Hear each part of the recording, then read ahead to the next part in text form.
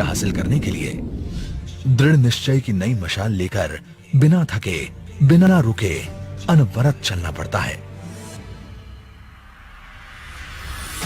प्रधानमंत्री नरेंद्र मोदी की visionary leadership में शुरू हुई नई शिक्षा नीति पिछले 1 साल में अपनी विभिन्न पहलों द्वारा शिक्षा और सीखने का बदल रही है स्वरूप।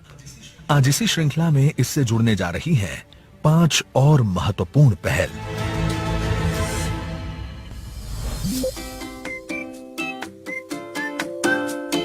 डीपीडब्ल्यूडी के भारतीय सांकेतिक भाषा अनुसंधान और प्रशिक्षण केंद्र ISLRTC द्वारा छात्रों के भाषा कौशल को बढ़ाने के लिए ISL यानी इंडियन साइन लैंग्वेज डिक्शनरी के 10,000 शब्द किए गए हैं विकसित।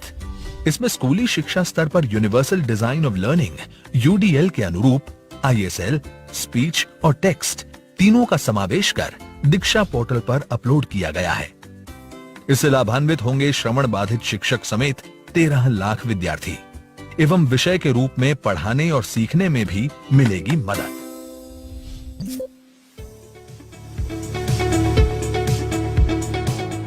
नई शिक्षा नीति में नेत्रहीन छात्रों के लिए सभी NCERT के पाठ्य पुस्तकों के EPUB संस्करण को टेक्स्ट टू स्पीच के बनाया गया है अनुकूल।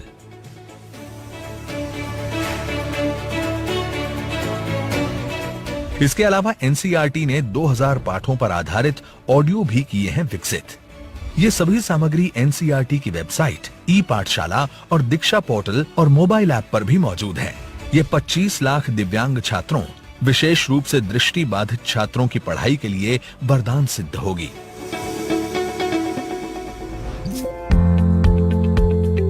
NCERT द्वारा शिक्षकों के फाउंडेशन लिटरेसी और न्यूमरेसी FLN के लिए खेल, गीत, शिल्प एक्टिविटी और खिलौने आधारित सीखने की प्रक्रिया पर विशेष प्रशिक्षण कोर्स किया गया है विकसित। निष्ठा 3.0 प्रशिक्षण दीक्षा प्लेटफॉर्म पर ऑनलाइन किया जाएगा आयोजित। ये क्षेत्रीय भाषा में भी है उपलब्ध। इस प्रशिक्षण के माध्यम से लगभग 25 लाख शिक्षक और प्रधान शिक्षक होंगे लाभान्वित और उनके शिक्षण कौशल में भी होगी वृद्धि।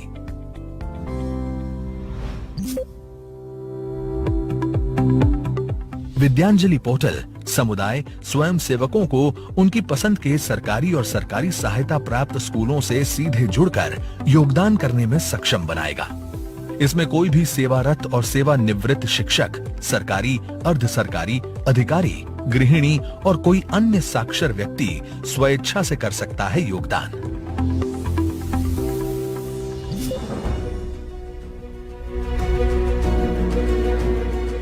नई शिक्षा नीति के अनुसार CBSE केंद्रीय विद्यालयों और नवोदय विद्यालयों के लिए स्टैंडर्ड्स सेटिंग अथॉरिटी SSA के रूप में कार्य करेगा।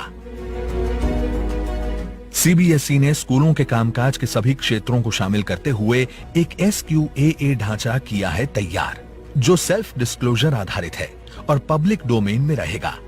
25,606 स्कूल, लगभग 2 करोड़ बच्चे और 10 लाख शिक्षक इसमें शामिल हैं। नई शिक्षा नीति उस भारत की नींव रखेगी जहां हमारी आने वाली पीढ़ी आसमान छूने के ख्वाब नहीं देखेगी, बल्कि वो अपना आसमान खुद बनाएगी और उसमें सितारों की तरह जगमगाएगी। आज प्रधानमंत्री नरेंद्र मोदी नई शिक्षा नीति के इन नवीन पहलों की कर रहे हैं शुरुआत।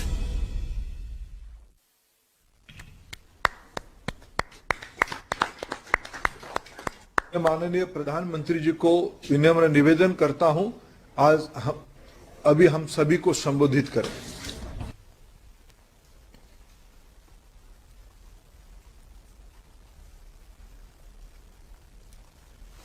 नमस्कार। शिक्षक पर्व के इस महत्वपूर्ण कार्यक्रम में हमारे साथ जुड़ रहे कैबिनेट में मेरे सहयोगी श्री धर्मेंद्र प्रधान जी, श्रीमती अन्नपूर्णा देवी जी, डॉक्टर सुभाष सरकार जी, डॉक्टर राजकुमार रंजन सिंह जी, देश के अलग अलग राज्यों के माननीय शिक्षा मंत्रीगण, राष्ट्रीय शिक्षा नीति के प्रारूप को तैयार करने वाली समिति के अध्यक्ष डॉक्टर कस्तूरी रंगन जी उनकी टीम के सभी माननीय सम्मानित सदस्यगण, पूरे देश से हमारे साथ मौजूद सभी विद्वान प्राचार्यगण, शिक्षकगण और प्यारे विद्यार्थियों, मैं सबसे पहले राष्ट्रीय पुरस्कार प्राप्त करने वाले हमारे शिक्षकों को बहुत बहुत बधाई देता हूं।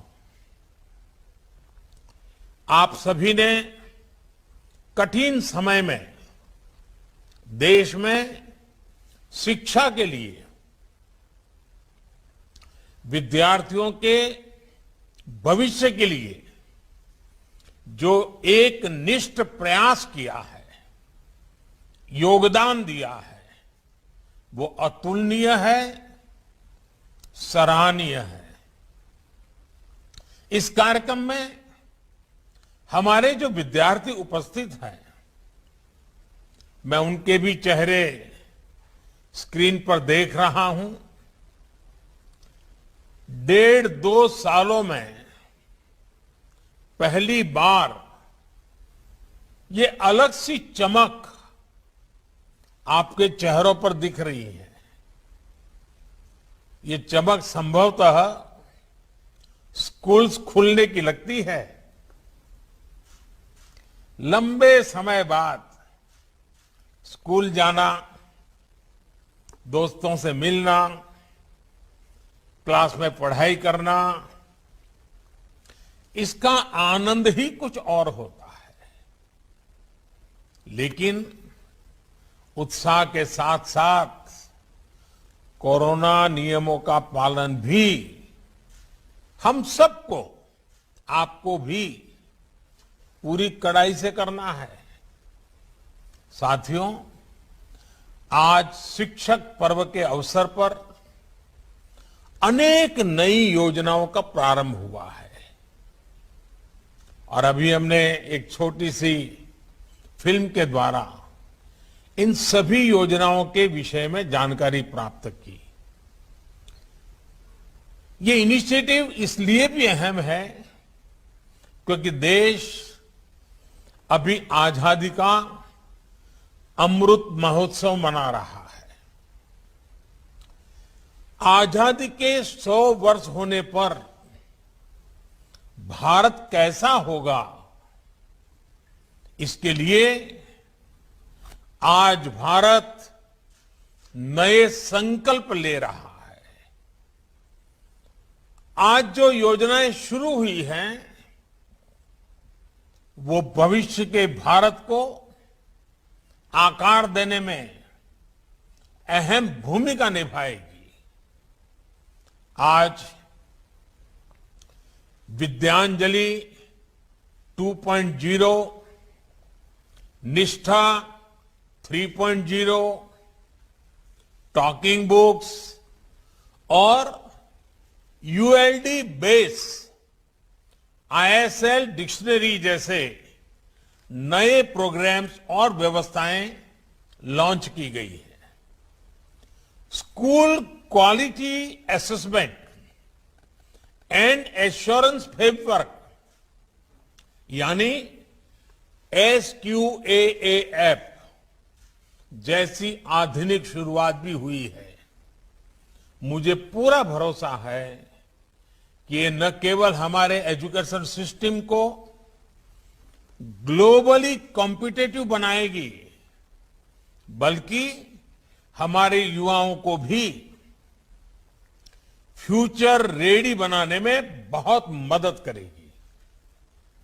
साथियों, इस कोरोना काल में आप सभी दिखा चुके हैं कि हमारी शिक्षा व्यवस्था का सामर्थ्य कितना ज्यादा है। चुनौतियां अनेक थी, लेकिन आप सभी ने उन चुनौतियों को तेजी से समाधान भी किया। Online classes, group video call, online projects, online exam, पहले ऐसे शब्द भी बहुत लोगों ने सुने ही नहीं थे, लेकिन हमारे टीचर्स ने, पेरेंट्स ने, हमारे युवाओं ने इन्हें सहजता से दैनिक जीवन का हिस्सा बना दिया। साथियों, अब समय है कि हम अपनी इन क्षमताओं को आगे बढ़ाएं। हमने इस मुश्किल समय में जो कुछ सीखा है उसे एक नई दिशा दे। सौभाग्य से आज एक और देश के पास बदलाव का वातावरण है, तो साथ ही नई राष्ट्रीय शिक्षा नीति जैसी आधुनिक और फ्यूचरिस्टिक पॉलिसी भी है। इसलिए पिछले कुछ समय से देश लगातार एजुकेशन सेक्टर में एक के बाद एक नए निर्णय ले रहा है, एक ट्रांसफॉर्मेशन होते देख रहा है। और इसके पीछे जो सबसे बड़ी शक्ति है, उस और मैं आप सभी विद्वानों का ध्यान आकर्षित करना चाहता हूं। ये अभियान केवल पॉलिसी बेस्ड नहीं है, बल्कि पार्टिसिपेशन बेस्ड है। एनईपी के फॉर्मुलेशन से लेकर इंप्लीमेंटेशन तक हर स्तर पर एकेडमिशियंस का, एक्सपर्ट्स का, टीचर्स का, सबका योगदान रहा है। आप सभी इसके लिए प्रशंसा के पात्र हैं। अब हमें इस भागीदारी को एक नए स्तर तक लेकर जाना है। हमें इसमें समाज को भी जोड़ना है। साथियों, हमारे यहां कहा गया है, व्यये कृते वर्धते एव नित्यम विद्या धनम सर्वधन प्रधानम। अर्थात विद्या सभी संपदाओं में, सभी संपत्तियों में सबसे बड़ी संपत्ति है, क्योंकि विद्या ही ऐसा धन है जो दूसरों को देने से, दान करने से बढ़ती है। विद्या का दान शिक्षा देने वाले के जीवन में भी बहुत बड़ा परिवर्तन लाता है। इस कार्यक्रम में जुड़े आप सभी शिक्षकों ने भी हृदय से ये महसूस किया होगा। किसी को कुछ नया सिखा देने का जो सुख और संतोष होता है, वो अलग ही होता है। विद्यांजलि 2.0 इसी पुरातन परंपरा को अब एक नए कलेवर में मजबूत करेगी। देश ने सबका साथ, सबका विकास, सबका विश्वास के साथ सबका प्रयास का जो संकल्प लिया है, विद्यांजलि 2.0 उसके लिए एक बहुत ही जीवंत प्लेटफॉर्म की तरह है, वाइब्रेंट प्लेटफॉर्म की तरह है। इसमें हमारे समाज को, हमारे प्राइवेट सेक्टर को आगे आना है और सरकारी स्कूलों में शिक्षा की गुणवत्ता बढ़ाने में अपना योगदान देना है। साथियों, अनादिकाल से भारत में समाज की सामूहिक शक्ति पर भरोसा किया गया है। ये अरसे तक हमारी सामाजिक परंपरा का हिस्सा रहा है। जब समाज मिलकर कुछ करता है तो इच्छित परिणाम अवश्य मिलते हैं। और आपने ये देखा होगा और देखा है कि बीते कुछ वर्षों में जन भागीदारी अब फिर भारत का नेशनल कैरेक्टर बनता जा रहा है। पिछले 6-7 वर्षों में जन भागीदारी की ताकत से भारत में ऐसे ऐसे कार्य हुए हैं जिनकी कोई कल्पना भी नहीं कर सकता था। चाहे स्वच्छता आंदोलन हो, गिव इट अप की स्पिरिट से हर गरीब के घर में गैस का कनेक्शन पहुंचाना हो, गरीबों को डिजिटल लेन देन सिखाना हो, हर क्षेत्र में भारत की प्रगति ने जन भागीदार से ऊर्जा पाई है। अब विद्यांजलि भी इसी कड़ी में एक सुनहरा अध्याय बनने जा रही है। विद्यांजलि देश के हर नागरिक के लिए आह्वान है कि वो इसमें भागीदार बने, देश के भविष्य को गढ़ने में अपनी सक्रिय भूमिका निभाएं, 2 कदम आगे आएं।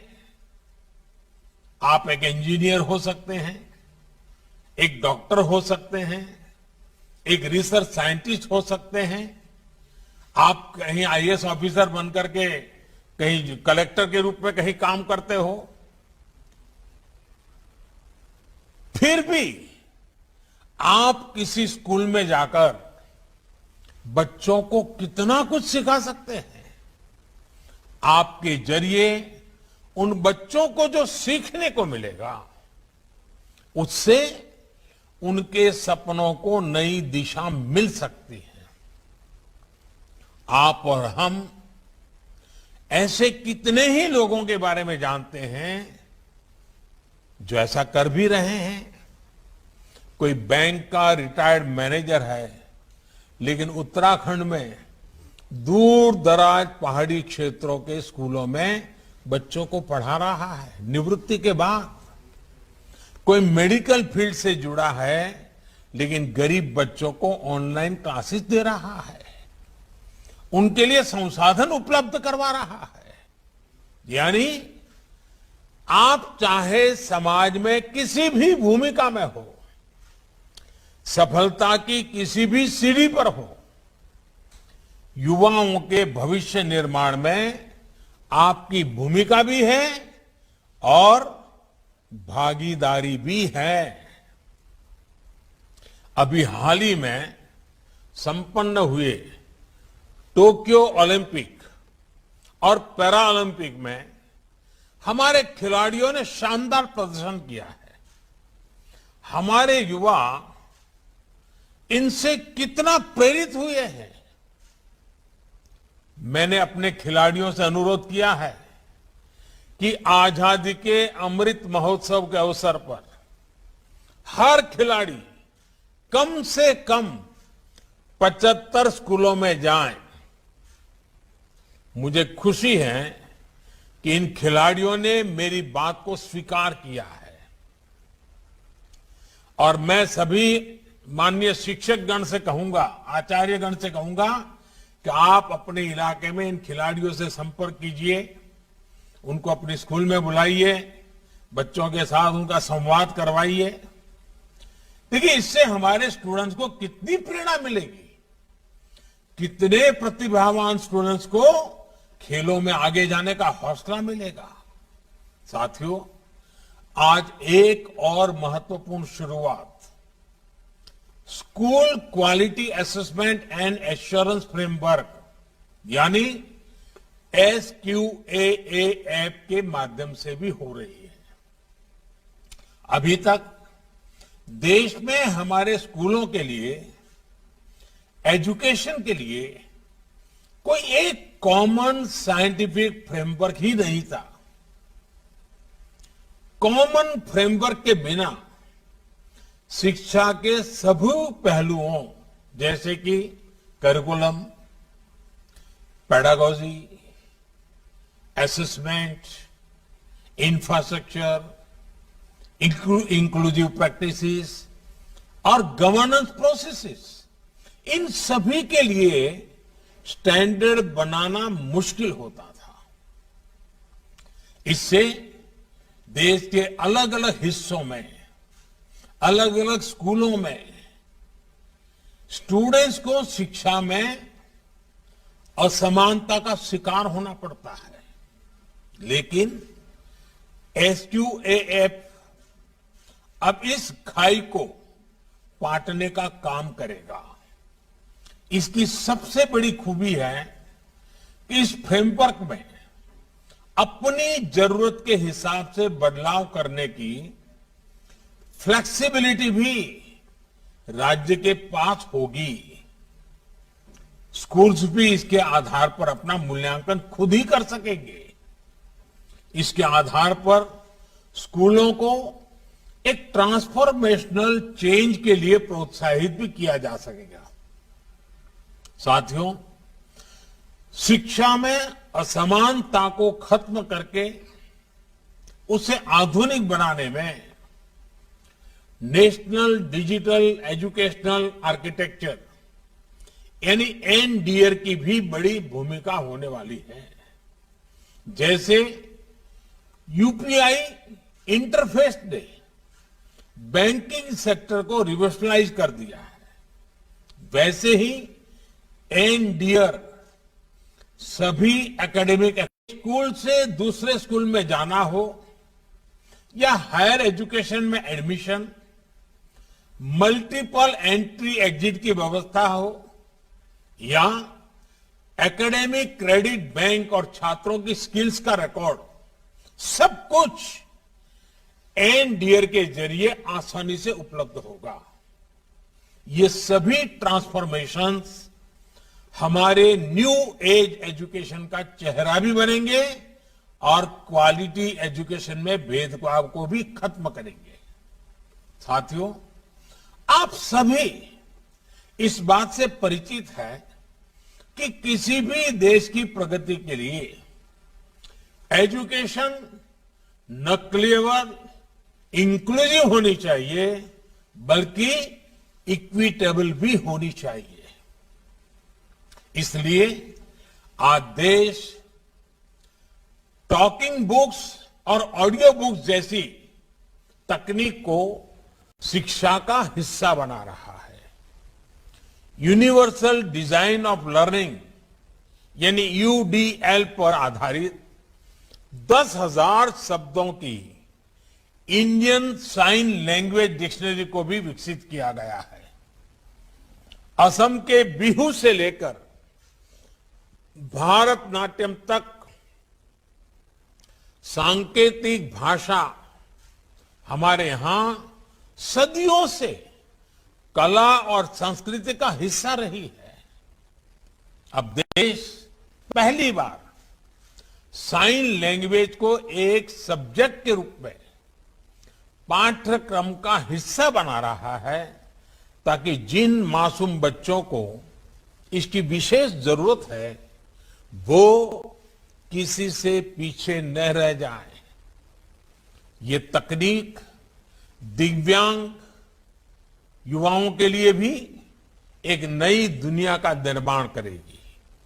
इसी तरह निपुण भारत अभियान में 3 वर्ष से 8 साल तक के बच्चों के लिए foundational literacy and numeracy mission launch किया गया है। 3 साल के उम्र से ही सभी बच्चे अनिवार्यतः प्री स्कूल शिक्षा प्राप्त करें, इस दिशा में जरूरी कदम उठाए जाएंगे। इन सभी प्रयासों को हमें काफी आगे तक लेकर जाना है और इसमें आप सभी की, विशेष करके हमारे शिक्षक मित्रों की भूमिका बहुत बड़ी महत्वपूर्ण है। साथियों, हमारे शास्त्रों में कहा गया है, दृष्टांतो नैव दृष्टः त्रिभुवन जठरे सद्गुरोः ज्ञानदातु, अर्थात पूरे ब्रह्मांड में गुरु की कोई उपमा नहीं होती, कोई बराबरी नहीं होती। जो काम गुरु कर सकता है वो कोई नहीं कर सकता। इसलिए आज देश अपने युवाओं के लिए शिक्षा से जुड़े जो भी प्रयास कर रहा है उसकी बागडोर हमारे इन शिक्षक भाई बहनों के ही हाथों में है। लेकिन तेजी से बदलते इस दौर में हमारे शिक्षकों को भी नई व्यवस्थाओं और तकनीकों के बारे में तेजी से सीखना होता है।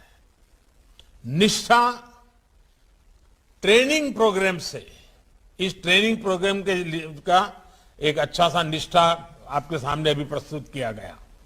इस निष्ठा ट्रेनिंग प्रोग्राम के जरिए देश अपने टीचर्स को इन्हीं बदलावों के लिए तैयार कर रहा है। निष्ठा 3.0 अब इस दिशा में एक और अगला कदम है और मैं इसे बहुत महत्वपूर्ण कदम मानता हूं। हमारे टीचर्स जब कॉम्पिटेंसी बेस्ड टीचिंग,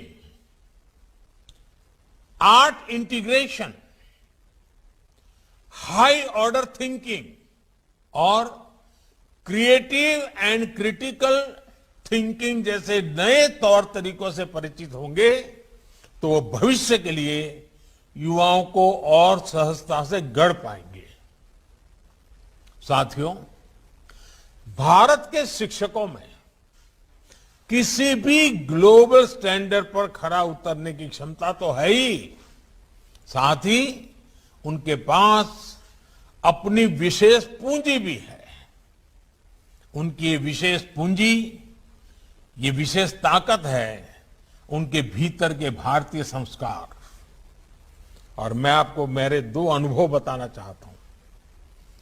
मैं प्रधानमंत्री बनकर के जब पहली बार भूटान गया तो वहां का राज परिवार हो, वहां के शासकीय व्यवस्था के लोग हो, बड़े गर्व से कहते थे कि पहले हमारे यहां करीब करीब सभी टीचर्स भारत से आते थे और यहां के दूर सुदूर इलाकों में पैदल जाकर के पढ़ाते थे। और जब इस शिक्षकों की बात करते थे, भूटान का राज परिवार हो या वहां के शासक, बड़ा गर्व अनुभव करते, उनकी आंखों में चमक नजर आती थी। वैसे ही जब मैं सऊदी अरेबिया गया और शायद सऊदी अरेबिया के किंग से जब बात कर रहा था तो वो इतने गौरव से मुझे उल्लेख कर रहे थे कि मुझे भारत के शिक्षक ने पढ़ाया है, मेरा शिक्षक भारत का था। अब देखिए, शिक्षक के प्रति कोई भी व्यक्ति कहीं पर भी पहुंचे उसके मन में क्या भाव होता है। साथियों, हमारे शिक्षक अपने काम को केवल एक पेशा नहीं मानते, उनके लिए पढ़ाना एक मानवीय संवेदना है, एक पवित्र और नैतिक कर्तव्य है। इसलिए हमारे यहां शिक्षक और बच्चों के बीच प्रोफेशनल रिश्ता नहीं होता, बल्कि एक पारिवारिक रिश्ता होता है। और ये रिश्ता, ये संबंध पूरे जीवन का होता है। इसलिए भारत के शिक्षक दुनिया में जहां भी कहीं जाते हैं अपनी एक अलग छाप छोड़ते हैं। इस वजह से आज भारत के युवाओं के लिए दुनिया में अपार संभावनाएं भी हैं। हमें आधुनिक एजुकेशन इकोसिस्टम के हिसाब से खुद तैयार करना है और इन संभावनाओं को अवसरों में बदलना भी है। इसके लिए हमें लगातार इनोवेशन करते रहना होगा। हमें टीचिंग लर्निंग प्रोसेस को लगातार रीडिफाइन और रीडिजाइन करते रहना होगा। जो स्पिरिट आपने अभी तक दिखाई है, उसे हमें अब और ऊंचाई देनी होगी और हौसला देना होगा। मुझे बताया गया है कि शिक्षक पर्व के इस अवसर पर आप आज से 17 सितंबर तक, 17 सितंबर हमारे देश में विश्वकर्मा जयंती के रूप में मनाया जाता है। ये विश्वकर्मा अपने आप में निर्माता है, सृजनहार है। तो 7 तारीख से 17 तारीख तक अलग अलग विषयों पर वर्कशॉप सेमिनार आयोजित कर रहे हैं, ये आपने अपने आप में एक सराहनीय प्रयास है। देश भर के इतने टीचर्स, एक्सपर्ट्स और पॉलिसी मेकर्स जब एक साथ मंथन करेंगे तो इससे और आजादी के अमृत महोत्सव में इस अमृत की अहमियत और ज्यादा है। आपके इन सामूहिक मंथन से राष्ट्रीय शिक्षा नीति को सफलतापूर्वक लागू करने में भी काफी मदद मिलेगी। मैं चाहूंगा कि इसी तरह आप लोग अपने शहरों में, गांवों में भी स्थानीय स्तर पर प्रयास करें। मुझे विश्वास है कि इस दिशा में सबके प्रयास से देश के संकल्पों को नई गति मिलेगी। अमृत महोत्सव में देश ने जो लक्ष्य तय किए हैं उन्हें हम सब मिलकर हासिल करेंगे। इन्हीं शुभकामनाओं के साथ आप सभी का बहुत बहुत धन्यवाद और बहुत बहुत शुभकामनाएं। मैं इस कार्यक्रम में माननीय प्रधानमंत्री जी का गरिमामय मार्गदर्शन के लिए, सारगर्भक दिशा दर्शन के लिए विभाग की ओर से, देश की ओर से आभार प्रकट करता हूं। धन्यवाद।